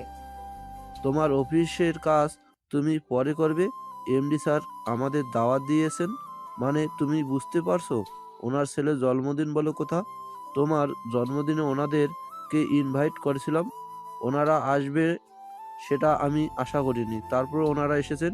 আর এখন ওনার ছেলের জন্মদিনে আমাদেরকে ইনভাইট করছে, সেখানে না গেলে মনে হয় আমার চাকরিটাও থাকবে না। তোমাকে তো আমি বলেছি তুমি চাকরিটা ছেড়ে দাও, এখন আমি চাকরি করছি, মোটামুটি ভালো টাকার মাইনে পাই, সেটা দিয়ে আমাদের সংসার ভালো করে চলে যাবে। শুধু সংসার খরচ চললে হবে না রে মা, তোরা দুইটা বোন, তোদের ভবিষ্যৎ বলেও তো একটা কথা আছে। আজ যদি তুমি ছেলে হতি তাহলে হয়তো আমাকে এত চিন্তা করতে হতো না, কিন্তু ব্যবসায়ী লোকসান খেয়ে আমাদের যা ছিল সব কিছুই তো শেষ হয়ে গেছে। এখন তো তোদের ভবিষ্যৎ নিয়ে আমাকেই ভাবতে হবে। আচ্ছা ঠিক আছে, আমাকে এত কথা শোনাতে হবে না, তোমরা ওয়েট করো, আমি আসছি। এই কথা বলে নেহা নিজেদের রুমে চলে গেল আর তারপর রেডি হয়ে নিচে চলে আসলো আর ফ্যামিলির সবাইকে নিয়ে নীলের বাড়ির উদ্দেশ্যে রওনা দিল। অপরদিকে নীল অনেকক্ষণ ধরেই অপেক্ষা করছিল নেহা কখন আসবে, কখন সে নেহাকে দেখবে। তার অপেক্ষা যেন আর শেষই হচ্ছিল না। সে তখনই তার আব্বু সেখানে আসলো আর তাকে এরকম চিন্তিত দেখে প্রশ্ন করলো, কি ব্যাপার নীল, কি হয়েছে? আজ তোমার জন্মদিন, যেখানে তোমার অনেক খুশি থাকার কথা, আর সেখানে তুমি এরকম চিন্তিত কেন? কিছু কি হয়েছে? না আব্বু, সেরকম কিছু নয়। আসলে তুমি না তোমার অফিসের ওই এমপ্লয়িকে ইনভাইট করেছিলে, যার মেয়ের জন্মদিনে আমরা গিয়েছিলাম, তারা আসেনি কেন? তারা আসবে, আমি একটু আগেও তাদেরকে ফোন করেছিলাম। তারা বললো এইমাত্র বাড়ি থেকে বের হয়েছে, এই তো হয়তো 10-15 মিনিটের মধ্যেই পৌঁছে যাবে। আচ্ছা ঠিক আছে। আসলে আমার অনেক বন্ধু বান্ধবকে ইনভাইট করেছিলাম, তাদের মধ্যে অনেকেই এসেছে আর অনেকেই আসেনি, তাই একটু টেনশনে আছি ওরা আসবে কিনা তাই। এই বলে নীল কথাটা কোনো রকম ঘুরিয়ে নিল আর তারপর তার আব্বু সেখান থেকে চলে গেল। রিমি একটু দূর থেকেই এসব কর্মকাণ্ড দেখছিল আর তখনই তার পাশে এসে দাঁড়ালো আর কানে কানে বলল, কি ব্যাপার, বউয়ের জন্য বুঝি পরাণ জ্বলে যাচ্ছে? তাহলে তুই নিজেই গিয়ে একটু নিয়ে আয়। দেখো, একদম ফাইজলামি করবি না বলে দিলাম। আমার বউয়ের জন্য আমার পরম চলবে না তো তোর জামাইয়ের জন্য চলবে নাকি? এরকম কেন তুই রে? আমার বউটাকে বুঝি তুই একটু সহ্য করতে পারিস না? আমার তোর বউয়ের জন্য বয়ে গেছে, উল্টে তো তুই আমাকে হিংসে করিস। আমার বয়ফ্রেন্ডের নাম শুনলে তোর শরীরে জ্বালা ধরে যায়। যাক, বাদ দে, আজ তোর জন্মদিন, তাই তোকে কিছু বললাম না। তবে মনে রাখিস, এটা আমি তুলে রাখলাম, অন্য কোনো একদিন তোকে সুদে আসলে ফেরত দিব। এভাবেই কথা কাটাকাটি হচ্ছিল দুই ভাই বোনের মধ্যে। আর তখনই নীলের আব্বু আবার সেখানে আসে আর নীলকে বলে, নীল, একটা প্রবলেম হয়ে গেছে। আমি আমজাদ সাহেবকে ফোন করেছিলাম, উনি এইমাত্র বললেন পথিমধ্যে ওনাদের গাড়ি নষ্ট হয়ে গেছে, কিন্তু সেখানে কোনো গ্যারেজ নেই, তাই ওনারা রাস্তায় দাঁড়িয়ে আছে। তুই একটা কাজ কর, আমাদের গাড়িটা নিয়ে যা আর ওনাদেরকে একটু রিসিভ করে নিয়ে আয়। কথাটা শুনে নীলের মনে যেন লাড্ডু ফুটতে থাকে। তাই সে আর এক মুহূর্ত দেরি না করে গাড়ির চাবি নিয়ে বাড়ি থেকে বের হয়ে পড়ল। মাঝ রাস্তায় আসতেই এসে দেখতে পেল রাস্তার একপাশে নেহা এবং তার পুরো ফ্যামিলি দাঁড়িয়ে আছে। নীল গাড়িটা দাঁড় করালো এবং নেহার সামনে গিয়ে তার আব্বুকে উদ্দেশ্য করে বলল, আঙ্কেল, আমি আব্বুর কাছে শুনলাম আপনাদের গাড়ি নষ্ট হয়ে গেছে, তাই আমি আপনাদেরকে নিতে আসলাম। হ্যাঁ বাবা, তোমাদের বাড়িতেই যাচ্ছিলাম, আর তখনই হঠাৎ গাড়িটা নষ্ট হয়ে গেল, তাই এখানেই দাঁড়িয়ে আছি। যাই হোক, এখন চলে যাওয়া যাক, আমাদের জন্য তোমাদের একটু প্রবলেমে পড়ে যেতে হলো। না আঙ্কেল, সেরকম কোনো ব্যাপার না। আপনার জন্য কেন আমরা প্রবলেমে পড়ব? আমি তো খুশি মনে আপনাদেরকে নিতে এসেছি। চলুন প্লিজ। অতঃপর এক একে সবাই গাড়িতে উঠে বসলো, কিন্তু পিছনে চারজনের জায়গা হচ্ছিল না। তখনই নেহার আব্বু নেহাকে বলে, নেহা, তুমি নীলের সঙ্গে সামনের সিটে বসো, আমরা তিনজন পিছনে বসি। হাই নেহা আপু, আপনি আমার সঙ্গে সামনে চলে আসুন। নেহা তখন আর কোনো কিছু না বলে চুপচাপ নীলের পাশের সিটে এসে বসলো। নীল গাড়ি ড্রাইভ করছিল আর তখনই হঠাৎ নেহার হাতে তার হাতটা চলে এলো। নেহা তখন রেগে আগুন নীলের দিকে এমনভাবে তাকিয়ে আছে যেন চোখ দিয়ে আগুন ঝলসে পড়ছে। এটা দেখে নীল তখনই হাতটা সরিয়ে নিল, কারণ এখানে নেহার বাবা আর তার ফ্যামিলি আছে। এখানে কোনো ঝামেলা করলে ফ্যামিলির সবাই দেখবে, তাই দেখতে দেখতে বাড়ির সামনে চলে আসলো। আর তারপর গাড়ি থেকে সবাই নেমে বাড়ির ভিতরে চলে গেল। নেহা গাড়ি থেকে নেমে একটু সাইডে গিয়ে দাঁড়ালো। নীল যে গাড়িটা পার্ক করে বাড়ির ভিতর ঢুকতে যাবে, তখনই নেহা নীলের শার্টের কলার ধরে পড়ল। তোর বাড়িতে এসেছি বলে তুই যে ইতরামি করবি আর ছাড় পেয়ে যাবি এটা কখনোই ভাবিস না। তখন আব্বু আম্মু ওখানে ছিল বলে কিছু বলিনি, তবে এখন যে তোকে ছেড়ে দেব এমনটা কোনো হাদিসে লেখা নেই। তোমাকে তো বলিনি আমি যে আমাকে ছেড়ে দাও। আমি তো বলেছি সারা জীবন আমাকে জড়িয়ে ধরে রাখতে পারো। আমি তোমাকে কোনো বাধা দেব না। তোকে তো আমি আরে রাগ দেখাচ্ছ কেন? বললাম তো তুমি চাইলে আমায় এক্ষুনি বিয়ে করতে পারো। এখন ভিতরে চলো, সবাই ওয়েট করছে। আজ আর তোকে কিচ্ছু বললাম না, তবে মনে রাখিস এটা সময় মতো তোকে সুদে আসলে বুঝিয়ে দেব। তখনই পাশ থেকে একটা শয়তানি মার্কা হাসি দিয়ে রিমি বলে উঠল, ভাবি, আমার এই ভাইয়াটাকে সোজা করতে হলে না তোমাকে আরও একবার জন্ম নিতে হবে। এই ওয়েট, তুমি ভাবি কাকে বলছো? ওরে বাবা রে বাবা, বিয়ের আগেই শ্বশুর বাড়ি চলে আসতে পেরেছো আর আমি ভাবি বলেছি, তাতেই এত সমস্যা? ঠিক আছে, বলবো না, যাচ্ছি আমি। এই বলে 32টা দাঁত বের করে একটা হাসি মেরে রিমি সেখান থেকে চলে গেল। তখনই নেহা নিজের চোখ দুটোকে আগুনে নেয় লাল করে নীলের দিকে তাকিয়ে বলল, নিজে তো ছাগলের 3 নাম্বার বাচ্চার মতো সারাক্ষণ ভ্যা ভ্যা করিস, আর সেই সঙ্গে নিজের বোনটাকেও লেলিয়ে দিয়েছিস। এর পরিণাম কি হতে পারে সেটা একবার চিন্তা করে দেখেছিস? উফ ম্যাডাম, সব সময় শুধু পরিণাম নিয়ে কেন এত চিন্তা করেন? আমি তো বলেছি নীল কখনো পরিণাম চিন্তা করে কোনো কাজ করি না। তাছাড়া নীলের বাবার আর্থিক অবস্থা এতটাও খারাপ নয় যে তাকে সব সময় পরিণামের কথা চিন্তা করতে হবে। এখন আসুন তো ভিতরে, তা না হলে আবার সবাই মনে করবে বিয়ের আগেই শ্বশুরবাড়ি এসে ওইসব করে নিচ্ছেন। নেহা তখন রাগে গজগজ করছিল, কিন্তু কিছুই বলতে পারল না, কারণ এটা একটা অনুষ্ঠান বাড়ি। এখানে কিছু করলে লোকে দেখবে, আর সবসময় কিন্তু দোষটা মেয়েদের দিকেই হয়। তাই নিজের ইজ্জত বাঁচাতে মুখটা বন্ধ রাখতে হলো। জন্মদিনের অনুষ্ঠান শেষ হলে নেহার পরিবার খাওয়া দাওয়া করে বাড়ি চলে আসবে। তখনই রিমি পিছন থেকে নেহাকে বলে, ভাবি, চলে গেছো? আমি তো ভেবেছিলাম থেকেই যাবে। আমি ভেবেছিলাম তুমি বুঝি একবারেই শ্বশুর বাড়ি চলে এসেছো। দেখো, বেশি বার বেরো না। তোমার ভাইটা বেশি বার বেড়ে গেছে, এর পরিণাম খুব একটা ভালো হবে না। আমি নেহা কি জিনিস এটা কিন্তু সে এখনো বুঝতে পারেনি। ভুল শুধু আমার ভাইয়া একা করেনি, তুমিও করেছো। তুমিও বুঝতে পারোনি আমার ভাইয়া কি জিনিস। আমার ভাইয়া যদি একবার কোনো জিনিসের পিছনে, তখন সেই জিনিসের শেষ না দেখে কিন্তু ছাড়ে না। এইটা তোমার মাথায় রাখা উচিত ছিল। এই কথা শুনে নেহা আর কোনো উত্তর না দিয়ে সেখান থেকে বের হয়ে চলে গেল। আর এরপর চলে গেল আরও বেশ কয়েকটা মাস। এদিকে নীলের অনার্স ফাইনাল ইয়ারের পরীক্ষা শুরু হতে চলেছে। 1 সপ্তাহ পরেই নীলের অনার্স ফাইনাল ইয়ারের পরীক্ষা। সেদিন নেহা বেলকনিতে বসে রাতের বেলায় একটা গল্পের বই পড়ছিল। তখনই হঠাৎ সে দেখতে পেল বেলকনির পাইপে কেউ একজন উপরে উঠে আসছে। সে অনেকটা ভয় পেয়ে গেল। ভয় পেয়ে চিৎকার করতে যাবে, তখনই হঠাৎ কেউ একজন তার মুখ চেপে ধরল আর কানে কানে বলল, এই চুপ, একদম চিৎকার করো না। নিজের জামাইকে দেখে চিনতে পারো না, আবার চিৎকার করতে হয় নাকি? ইউ আরে বাবা, কি বলবে বলো না। করছো কেন? কি বলবে স্পষ্ট করে বলো। এভাবে করলে আমি বুঝতে পারবো নাকি? নেহা ততক্ষণে নিজের শরীরের সমস্ত শক্তি দিয়ে নিজের মুখ থেকে নীলের হাতটা সরালো আর তারপর বলল, তুমি এখানে কি করতে এসেছো? আর ব্যালকনির পাইপ দিয়ে কেন উঠে এসেছো? আর আমার মুখে এইভাবে চেপে ধরে আছো? তাহলে আমি কথা বলবো কি করে? ও, আই এম সরি।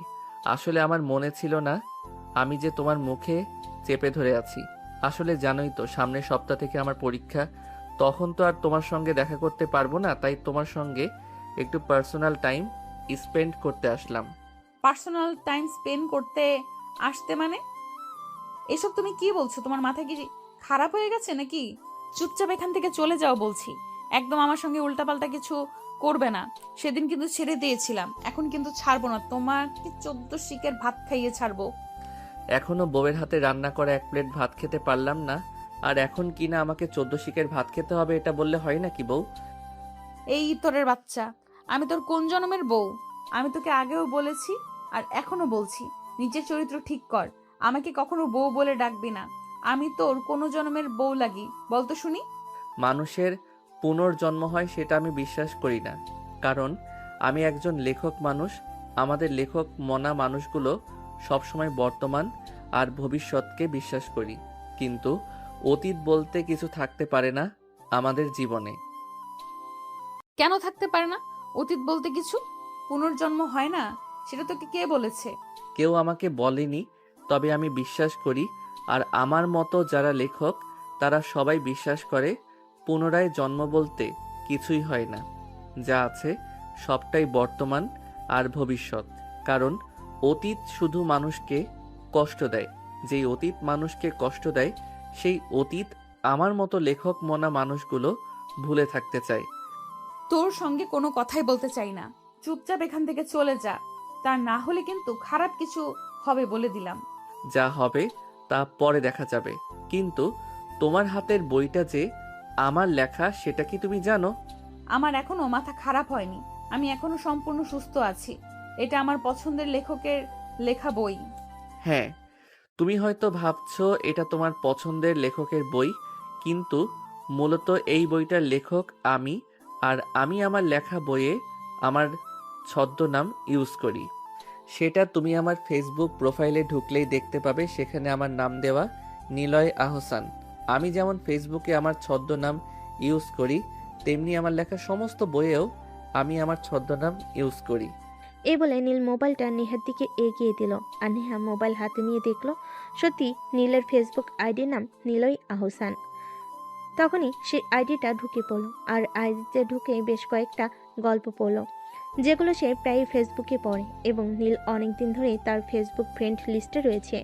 তখন সে অবাকের যন্ত্রসীমে পৌঁছে গিয়ে বলল, আমি তোমার এতদিনের ভক্ত, কিন্তু কোনোদিনও তোমার আসল পরিচয়টা জানতেই পারলাম না।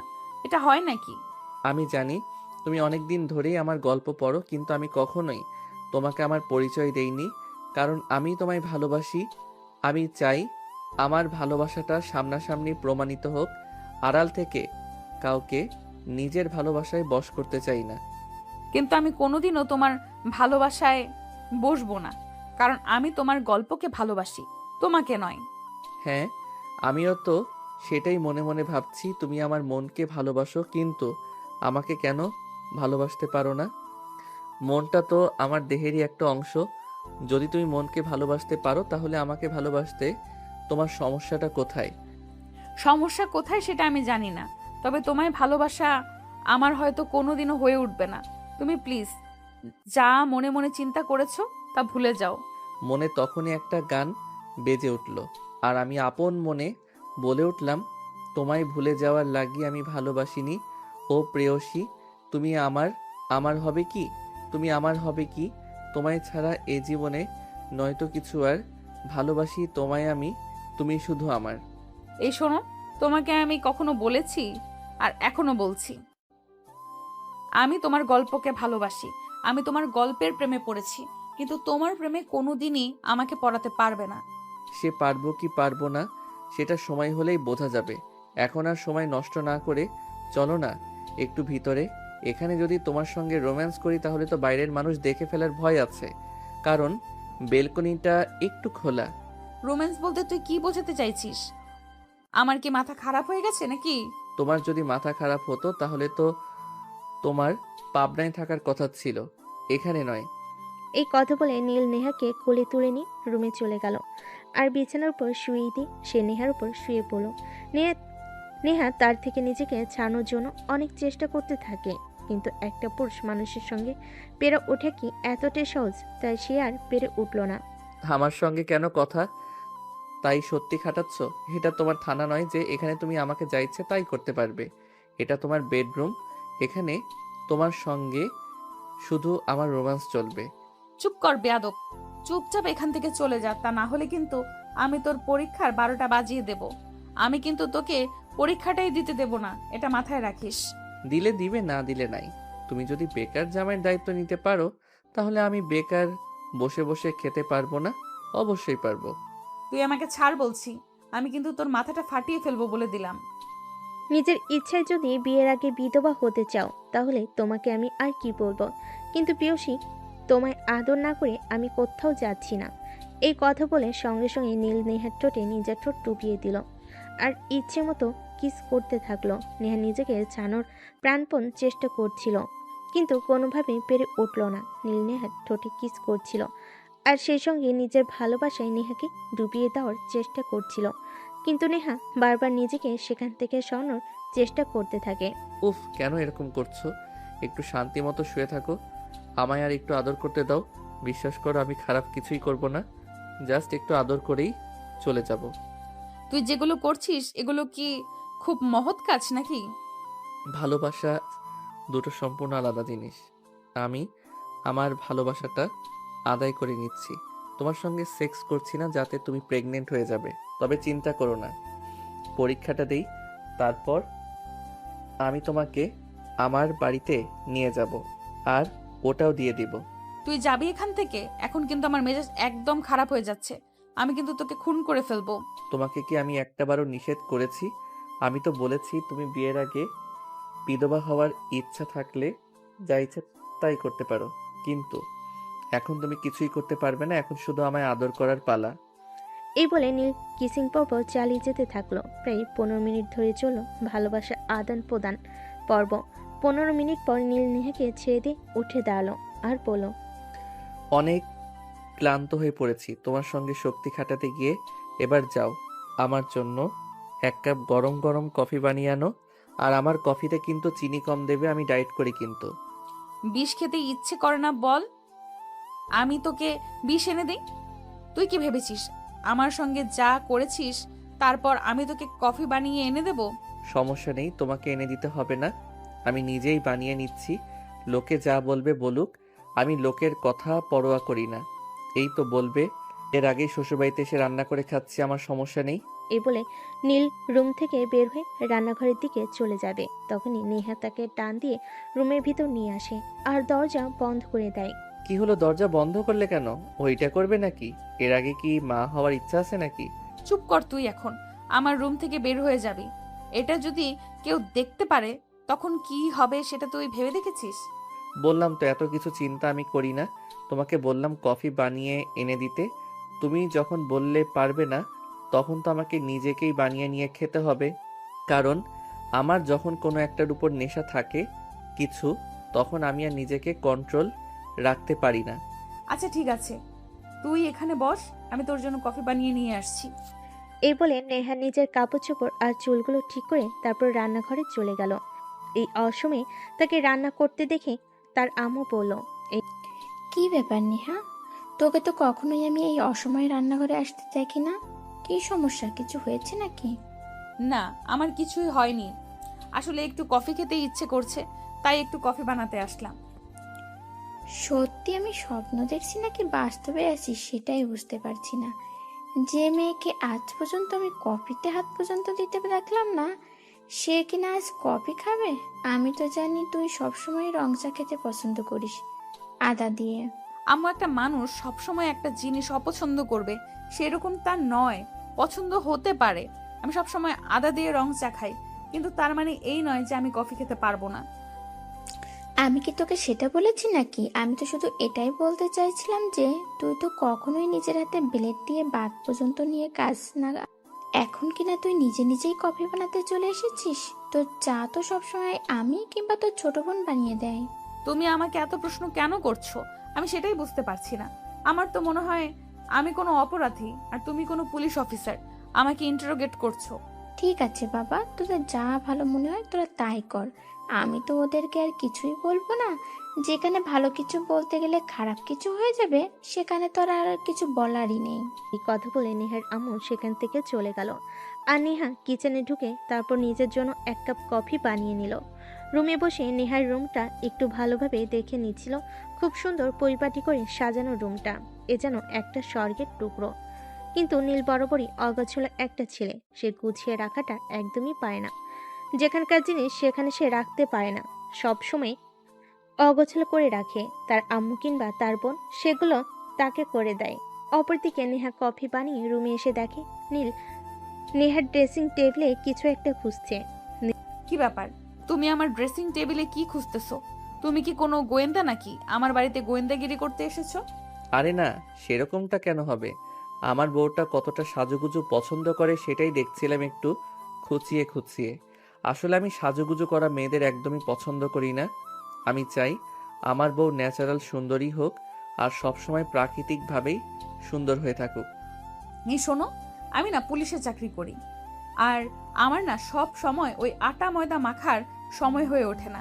তাই আমি সব সময় সিম্পলি থাকা পছন্দ করি। কিন্তু তার মানে এই নয় যে আমি পছন্দ করি না মেয়ে মানেই সাজুগুজু পছন্দ করে। আর একটা কথা, মেয়ে মানুষ শাড়ি চুড়ি গহনা এগুলো যতটা পছন্দ করে নিজের স্বামীকেও ততটা পছন্দ করে না। এটা তোমার জেনে রাখা উচিত।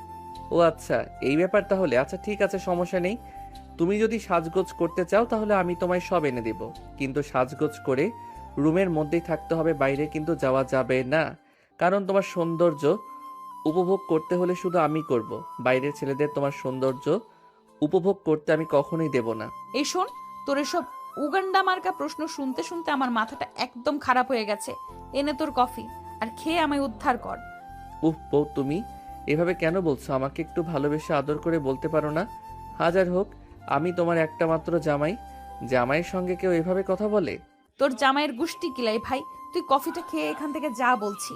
নীল তখন বুঝতে পারে নেহা অনেকটাই রেগে গেছে, আর সে যা করেছে তা অনেকটাই বেশি হয়ে যাচ্ছে। তাই আর কোনো কথা না বলে চুপচাপ কফিটা খেয়ে নিল। আর তারপর নেহার কাছ থেকে বিদায় নিয়ে চলে যাচ্ছিল। বারান্দার পাইপ বেয়ে নিচে নামতে যাবে, তখন সে নেহার দিকে তাকিয়ে বলল, বউ, তোমার হাতে বানানো কফিটা ঠিক তোমার মতোই সুন্দর হয়েছিল। চিন্তা করো না, আমি কিন্তু মাঝে মাঝেই তোমার হাতে বানানো কফি খেতে আসবো। আর আমি সেই গরম কফি বানিয়ে তোর মাথায় ঢালবো, বুঝতে পেরেছিস? এখন যা এখান থেকে। নীল তখন আর কোনো কথা না বলে চুপচাপ সেখান থেকে নেমে চলে আসলো। তারপর চলে গেল দেখতে দেখতে 1 মাস। নীলের অনার্স ফাইনাল ইয়ারের পরীক্ষা শেষ হয়েছে। এখন আর আপাতত তার হাতে কোনো কাজ নেই। তাই একদিন তার বাবা তাকে বলল, তোমার পরীক্ষা শেষ হয়েছে, রেজাল্ট দিতে এখনো অনেক বাকি আছে। সারাদিন তো বাসায় বসে থাকো, তাই আমি চাইছি তুমি এখন থেকে অফিসে জয়েন করো, অফিসের টুকটাক কাজগুলো বুঝে নাও। তোমার কি মাথা খারাপ হয়ে গেছে নাকি? তুমি আমার ছেলেটাকে এখনই অফিসে জয়েন করতে বলছো? আমার ছেলেটাকে নিজের জীবনটা নিজের মতো করে একটু উপভোগ করতে দাও। পড়াশোনা শেষ করেছে সবে মাত্র। এই কয়টা দিন নিজেকে একটু সময় দিতে দাও, একটু ঘোরাঘুরি করুক, বন্ধুদের সঙ্গে সময় কাটাক। ব্যবসা করার জন্য সারা জীবন পড়ে রয়েছে, তারপর সেসব নিয়ে চিন্তা করবে। হ্যাঁ আম্মু, তুমি একদম ঠিক কথাই বলেছ। এই তো সবে পড়াশোনা শেষ করলাম, এখন একটু নিজেকে সময় দেই, তারপর বিয়ে করে বউকে সময় দিব। আর সেই সঙ্গে বাচ্চা তো একটা ফ্রি আসবেই, তারপর তাকে একটু সময় দিয়ে একটু বড় করে তারপর ব্যবসায় জয়েন করব। থেমে গেলি কেন? একদম নাতিপুতি পর্যন্ত চলে যাবি, তাহলেই তো হতো। এই বদমাইশ মার্কা মেয়ে, তুই জানিস না বড়দের মাঝে সবসময় কথা বলতে হয় না? তুই সবসময় কেন বড়দের মাঝখানে কথা বলতে আসিস? তুই বলতে পারবি, সমস্যা নেই। তাহলে আমি বলতে গেলে সমস্যা কোথায়? তুই যদি বাবা মায়ের সামনে নিজের বউ বাচ্চার কথা বলতে পারিস, তোর লজ্জা করে না? তাহলে আমার বলতে গেলে আমার কেন লজ্জা করবে? আমি তোদের রিকোয়েস্ট করে বলছি, এভাবে তোরা ঝগড়া করিস না। তোদের ঝগড়া আর আমার ভালো লাগে না। তোদের দুটোকে একসঙ্গে বিয়ে দিয়ে আমি উদ্ধার হতে চাই। সত্যি বলছো আম্মু? তুমি আমাকে বিয়ে দেবে? আমি কিন্তু আমার বউ ঠিক করে রেখেছি, আমি কিন্তু আমার পছন্দের মেয়েটাকে বিয়ে করব। কি বলছিস তুই? তুই কি কাউকে পছন্দ করিস নাকি? আরে আম্মু, তুমি এখনো জানো না? ওই যে আবুর অফিসের এমপ্লয়, যার মেয়ের জন্মদিনের অনুষ্ঠানে আমরা গিয়েছিলাম, ওই মেয়েটাকে তো তোমার ছেলে পছন্দ করে। মেয়েটা পুলিশের এসপি। তাহলে তো খুবই ভালো। পুলিশের এসপি আমার বাড়ির বউ হওয়া আসবে, এটা খুবই খুশির খবর। আরে তুই সত্যি বলছিস তুই ওনার মেয়েকে পছন্দ করি? আমিও তো মনে মনে ওই মেয়েটাকে পছন্দ করতাম, কিন্তু সমস্যা মেয়েটা তোর চাইতে বয়সে বড়, তাই তোকে বলবো ওটার সাহস হয়ে ওঠেনি। যাই হোক, এখন যেহেতু জানতে পেরেছি তো ভালোই, আমি আজকে ওনার সঙ্গে কথা বলবো। না আব্বু, একদমই নয়। তুমি এখনই কিছু বলবে না। আমি তো তোমাকে বললাম, এই তো সবেমাত্র পড়াশোনা শেষ করেছি, এখন নিজেকে একটু সময় দিতে চাই। আর একটা কথা, বিয়ের আগে যদি বউয়ের সঙ্গে একটু প্রেম, রোম্যান্স এগুলো করতে নাই পারি, তাহলে কি হয়? আরে প্রেম টেম ওইসব বিয়ের পরে করবি। এত ভালো একটা মেয়েকে আমার বাড়ির বউ করতে পারবো, এটা তো আমার সৌভাগ্যের ব্যাপার। কিন্তু সময় নিতে গিয়ে যদি পাখিটা উড়ে পালিয়ে যায় তখন কি করবি? সেরকম কিছুই হবে না আব্বু। আমার বউটা কখনোই আমাকে ঠকিয়ে অন্য কাউকে বিয়ে করবে না। তুমি একদম নিশ্চিন্তে থাকতে পারো। আমার বউ সারা জীবন শুধু আমারই থাকবে। আচ্ছা ঠিক আছে, যা, তোকে সময় দিলাম 1 বছর। 1 বছর নিজেকে সময় দে, আর প্রেম কর নেহার সঙ্গে, সম্পর্কটা ভালো করে নে, তারপর তোদের দুজনের বিয়ে দিয়ে দিব। ঠিক আছে আম্মু, থ্যাংক ইউ সো মাচ। এই কথা বলে নিজের রুমে চলে আসলো আর মোবাইল নিয়ে গল্প লিখতে বসে গেল। কারণ এখন আপাতত তার হাতে আর কোনো কাজ নেই, শুধু গল্প লেখা ছাড়া।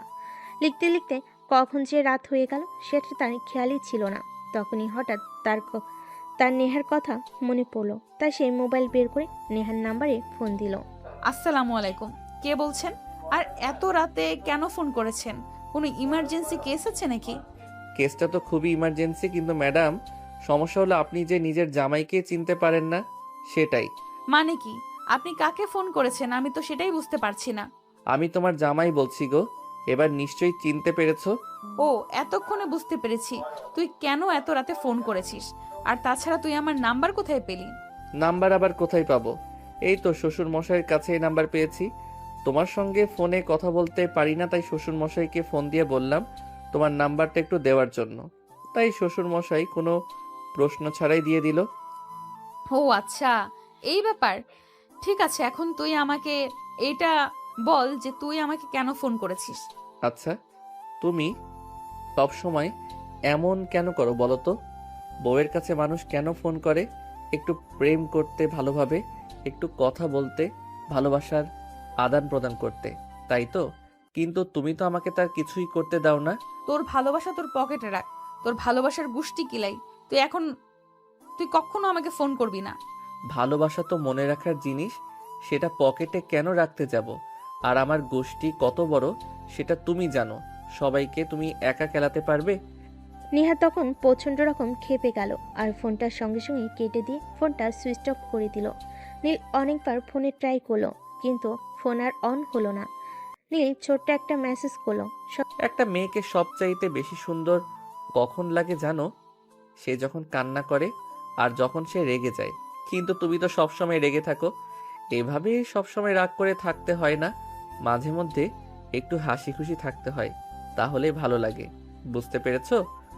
নিজেকে কেন তুমি এরকম রসকসহীন করে তুলেছো? জীবনটা উপভোগ করো। জীবনটা উপভোগ করবার জন্য সকালবেলা ঘুম থেকে উঠে ফোনটা অন করতেই এই মেসেজটা নেহার চোখে পড়ল। তার মেজাজ এতটাই খারাপ হয়ে গেল যে সঙ্গে সঙ্গে সে মোবাইলটা থেকে সিমটা খুলে সিমটা ভেঙে ফেলল। সকাল 10টার দিকে সে থানার দিকে যাচ্ছিল, তখনই হঠাৎ একটা বাইক তার পথ আগলে দাঁড়ালো। এই কি ব্যাপার? কে আপনি? আর আমার পথ আটকে দাঁড়িয়েছেন কেন? তোমার ফোনটা সুইচ অফ কেন বলছে সেটা বলো আমাকে। তুই জানো না তোমার সঙ্গে কথা বলতে না পারলে আমার নিঃশ্বাস বন্ধ হয়ে আসে? তুমি কি জানো আমার কতটা কষ্ট হয়েছে সারাটা রাত? এত কিছু জানার তো আমার কোনো প্রয়োজন নেই। আপনার যদি কোনো সমস্যা থাকে তাহলে আপনি থানায় আসুন, আমি সেখানে বসে আপনার সঙ্গে কথা বলছি। আপাতত আমার পথ ছাড়ুন। ছাড়বো না, দেখি তুমি কি করতে পারো। এখন তুমি পুলিশের পোশাক পরা আছো, এখন তো তোমার ক্ষমতা আছে। আমি তোমার ক্ষমতাটাই দেখতে চাই। তুই আমার ক্ষমতা দেখবি? আচ্ছা ঠিক আছে, দাঁড়া, আমি তোকে আমার ক্ষমতা দেখাচ্ছি। এই বলে নেহা তৎক্ষণাৎ নীলের শার্টের কলার ধরে টেনে গাড়িতে নিয়ে উঠল। আর তারপর এক হাতে গাড়ির ড্রাইভ আর অন্য হাতে নীলের শার্টের কলার ধরে রাখলো। আরে জান পাখি, আমি তোমাকে ছেড়ে কোথাও যাব না। তুমি আমার গলাটা ছেড়ে গাড়ি ড্রাইভ করো, তা না হলে কিন্তু গাড়ি উল্টে গিয়ে খাদে পড়ে যাবে। গেলে যাক, তাতে আমার কি? মরলে তুই মরবি। আমি মরে গেলে তো তুমি বিধবা হয়ে যাবে। তুমি কি চাও বিয়ের আগে বিধবা হতে? এই তোর মুখটা বন্ধ করে এখানে বসে থাক, না হলে কিন্তু আমি সত্যি সত্যি গাড়িটা খাদে ফেলে দেব আর তোকে মেরে ফেলবো। নীল তখন আর কোনো কথাই বলল না, চুপচাপ গাড়িতে বসে রইল। কারণ সে খুব ভালো করেই জানে নেহা রেগে গেলে যা ইচ্ছে তাই করতে পারে, তাই চুপ থাকাই ভালো অপশন। নেহা যদি রেগে গিয়ে গাড়িটাকে খাদে ফেলে দেয় তাহলে নীলের কিছু হয়ে যাবে, সেটা নিয়ে নীল চিন্তা করে না। কিন্তু নেহার যদি কিছু হয়ে যায় তাহলে তো সে তার ভালোবাসার মানুষকে হারিয়ে ফেলবে, আর ভালোবাসার মানুষটাকে হারিয়ে বেঁচে থাকা মরার চাইতেও আরও বেশি যন্ত্রণাদায়ক। থানার সামনে এসে নেহা গাড়িটা দাঁড় করালো আর নীলকে টানতে টানতে থানার ভিতরে নিয়ে আসলো। এবার বল, তোর সমস্যাটা কোথায়? কেন তুই রাস্তার মাঝখানে আমার গাড়ি দাঁড় করিয়েছিলি? আমি তো তোমাকে অনেক দিন আগেই আমার সমস্যার কথা জানিয়ে দিয়েছি, তাহলে তুমি আমার সমস্যাটা সমাধান করে দিচ্ছ না কেন? হ্যাঁ, আমি তো তোর সেই সমস্যাটার কথা জানতে চাইছি। কি তোর সেই আন্তর্জাতিক সমস্যা? ওই যে ভালোবাসি, তোমায় বিয়ে করতে চাই, আমার বউ বানাতে চাই। আমি মরে গেলেও তোকে বিয়ে করব না, এটাই আমার শেষ কথা। মরে গেলেও তোমাকে আমারই বউ হতে হবে, কারণ আমি তোমায় ভালোবাসি। দুনিয়াতে আমি কতটুকু পুণ্যের কাজ করেছি জানি না, কিন্তু যতটুকু করেছি তার বিনিময়ে যদি আল্লাহ আমাকে দিতে চায় তাহলে আমি আল্লাহর কাছে তোমাকে চেয়ে নিব। এই কথা বলে নীল থানা থেকে বের হয়ে সোজা বাসায় চলে গেল। আর তারপর বাসে গিয়ে সে তার আম্মুকে বলল, আম্মু, আমি বিয়ে করব। বিয়ে করবি সেটা তো খুবই ভালো কথা। আমরা তো কবেই বলেছিলাম নেহাকে আমাদের বাড়ির বউ বানিয়ে নিয়ে আসি, কিন্তু তুই তো বলছিলি তুই আগে নেহার সঙ্গে প্রেম করবি, ভালো একটা সম্পর্ক তৈরি করবি, নিজেদেরকে সময় দিবি, ভালো একটা আন্ডারস্ট্যান্ডিং করবি, তারপর বিয়ে নিয়ে চিন্তা ভাবনা করবি। কিন্তু হঠাৎ এমন কি হলো? কি হলো আর কি হয়নি সেসব ব্যাপারে আমি তোমাদেরকে কিছুই বলতে পারবো না। শুধু আমি জানি আমি নেহাকে বিয়ে করব, এবং আমি যে নেহাকে বিয়ে করেছি সেটা যেন নেহা কোনোভাবে জানতে না পারে, কারণ আমি এইটুকু বুঝতে পেরেছি। আর যাই হোক, নেহা জেনে শুনে আমাকে বিয়ে করবে না, আমিও আমার ভালোবাসাকে হারাতে পারবো না। তাই নেহাকে না জানিয়ে আমি নেহাকে বিয়ে করতে চাই। ও আচ্ছা, এই ব্যাপার। ঠিক আছে, কোনো সমস্যা নেই। আমি আজকেই তোর আব্বুকে নিয়ে নেহার আব্বুর সঙ্গে কথা বলতে যাব, আর তারপর সব ব্যবস্থা করে আসব। অতঃপর নীল সেখান থেকে সোজা নিজের রুমে চলে গেল। আর একটু পরে নীলের আম্মু নীলের আব্বুর অফিসে গেল আর সেখানে গিয়ে নীলের আব্বুর সঙ্গে কথা বলল। ঠিক আছে, কোনো সমস্যা নেই, তুমি দাঁড়াও, আমি এক্ষুনি নেহার আব্বুকে ডেকে আনছি আর এখানে সব কথা বলছি। এই বলে সঙ্গে সঙ্গে নীলের আব্বু নেহার আব্বুর নাম্বারে ফোন দিল এবং নিজের কেবিনে ডেকে নিল। তারপর বলতে লাগলো, আমি তোমার সঙ্গে কিছু কথা বলতে চাই। হ্যাঁ স্যার, বলুন না, কি ব্যাপার, কথা বলতে চান? তুমি হয়তো এটা এতক্ষণে জেনে গেছো যে আমার ছেলে নীল তোমার মেয়ে নেহাকে পছন্দ করে, কিন্তু তোমার মেয়ে আমার ছেলেকে পছন্দ করে না। তাছাড়া তুমি তো জানোই আমি আমার ছেলের কোনো আবদার আজ পর্যন্ত অপূর্ণ রাখিনি, তাই আমি তোমার মেয়েকে আমার বাড়ির বউ বানিয়ে রাখতে চাই। আমার মেয়ে আপনাদের বাড়ির বউ হবে, এটা তো আমার খুবই ভাগ্যের ব্যাপার। কিন্তু আমার মেয়ে তো আপনার ছেলেকে চাইতে বয়সে বড়, এটা নিয়ে কোনো প্রবলেম হবে না? ওসব নিয়ে তোমাকে চিন্তা করতে হবে না। আমার ছেলে তোমার মেয়েকে ভালোবাসে, আর আমাদের কাছে আমার ছেলের ভালোবাসাটাই সবচাইতে আগে। কে বয়সে বড় আর কে বয়সে ছোট সেসব নিয়ে আমাদের তেমন কোনো মাথা ব্যথা নেই। আমার ছেলে যাকে নিয়ে ভালো থাকবে আমরাও ভালো থাকবো। কিন্তু স্যার, আমি যতদূর জানি আমার মেয়ে আপনার ছেলেকে একটুও পছন্দ করে না, এমনকি আপনার ছেলেকেও সহ্যও করতে পারে না। আমি দূর থেকে যতটুকু শুনেছি এই বললাম আর কি। হ্যাঁ, তুমি একদম ঠিকই শুনতে পেয়েছো। তোমার মেয়ে আমার ছেলেকে একদমই সহ্য করতে পারে না। কিন্তু কি করব বলো, আমার ছেলেটা যে তোমার মেয়েকে বড্ড বেশি ভালোবাসে, তোমার মেয়েকে ছাড়া সে অন্য কোনো কিছু কল্পনাই করতে পারে না। তাই তোমার মেয়েকে আমার বাড়ির বউ বানিয়ে আনা ছাড়া আর কোনো উপায় নেই। আপনার ছেলের সঙ্গে আমার মেয়ের বিয়ে দিতে আমার কোনো আপত্তি নেই, কিন্তু আমার মেয়ে কি রাজি হবে? সেই জন্যই তো তোমাকে আলাদা করে ডেকে এনে কথা বলা। তুমি তোমার মেয়েকে কোনোভাবেই জানাবে না যে তোমার মেয়ের বিয়ে আমার ছেলের সঙ্গে, সবটাই গোপন রাখবে। কিন্তু পরে যখন সব জানতে পারবে তখন তো বিশাল একটা ঝামেলা বাঁধবে। তখন কি হবে? আঙ্কেল, সেসব নিয়ে আপনাকে চিন্তা করতে হবে না। পরে যেটা হবে আমি সামলে নেব। আপনারা শুধু বিয়ের ব্যবস্থা করুন। অতপর সেদিন বিকেলবেলা নেহার আব্বু যখন বাড়িতে আসলো, তখন নেহাকে নীলের পরিচয় গোপন রেখে বিয়ের কথা জানালো। আর বিয়ের কথা শুনে নেহা এক কথাতেই রাজি হয়ে গেল। সে তার আব্বুকে সম্মতি জানিয়ে দিল, কারণ সে নীলের অত্যাচারে এতটাই অতিষ্ঠ হয়ে পড়েছিল যে কোনোভাবেই হোক নীলের হাত থেকে তার মুক্তি পাওয়া একটা নেশা হয়ে দাঁড়িয়েছিল। তাই সে তার আব্বুকে বলে, আমি রাজি, তুমি যার সঙ্গে বিয়ে দিবে আমি তাকেই বিয়ে করতে রাজি আছি, আমার কোনো প্রবলেম নেই। বেচার নীলের হাত থেকে মুক্তি পাওয়ার জন্য এতটাই দেওয়ানা হয়ে উঠেছিল যে সে কার সঙ্গে বিয়ে করছে বা কাকে বিয়ে করছে সেটা জানার কোনো আগ্রহই দেখালো না। যেভাবে হোক তার নীলের হাত থেকে মুক্তি পাওয়া যায়, এটা দেখে নেহার ফ্যামিলির সবাই এবং মেয়েদের সবাই অনেকটাই নিশ্চিত হলো যে নেহা কার সঙ্গে বিয়ে হচ্ছে সেটা জানতে চাইল না আর তার সঙ্গে দেখা করতে চাইল না। দেখতে দেখতে বিয়ের দিন ঘনিয়ে আসলো। বিয়ের সমস্ত আয়োজন শেষ করে নেহাকে নীলদের বাড়িতে নিয়ে আসা হয়েছে। আসলে বিয়ের আনন্দে নেহা এতটাই মাতোয়ারা ছিল যে সে কোথা থেকে কোথায় আসলো কিছুই বুঝতে পারল না। তাছাড়া বিয়ের পুরোটা অনুষ্ঠান সে নীলের বাড়ির কাউকেই দেখেনি, আর নীল মুকুট পরা ছিল, তাই নেহা বুঝতে পারেনি। তবে সবটাই যে ভালোভাবে কেটে যাবে তেমনটা তো নয়। আর এখানেও ঠিক সেরকমটাই হলো। নেহাকে নীলের চাচাতো বোনেরা বাসর ঘরে রেখে গেল। আর কিছুক্ষণ পরেই নীল বাসর ঘরে প্রবেশ করলো। দরজাটা বন্ধ করে দিয়ে নেহার সামনে এসে দাঁড়ালো। নেহা তখন বিছানা থেকে নেমে নীলকে পা ছুঁয়ে সালাম করতে যাবে, তখনই প্রিয়তমা, তোমার জায়গা আমার পায়ে নয়, আমার বুকে। কথাটা শুনেই নেহা 360 ভোল্টেজের শখে নীলের চেহারার দিকে তাকিয়ে বলল, কিরে, তুই এখানে কেন? এখানে কি করছিস? আর কিভাবে এলি? আমার বাড়িতে আমি কি করে আসবো? তাছাড়া এটা বাসর ঘর, এখানে আমি ছাড়া কে আসবে? মানে আমি তো কিছুই বুঝতে পারছি না, কি হচ্ছে এখানে সব? মানেটা খুবই সিম্পল। তোমায় বলেছিলাম না, তুমি মরে গেলেও আমাকেই বিয়ে করতে হবে, আর এখানেও সেটাই হয়েছে। তোমার বিয়েটা আমার সঙ্গে হয়েছে। আমি মানি না এই বিয়ে, আমি এক্ষুনি চলে যাচ্ছি এখান থেকে।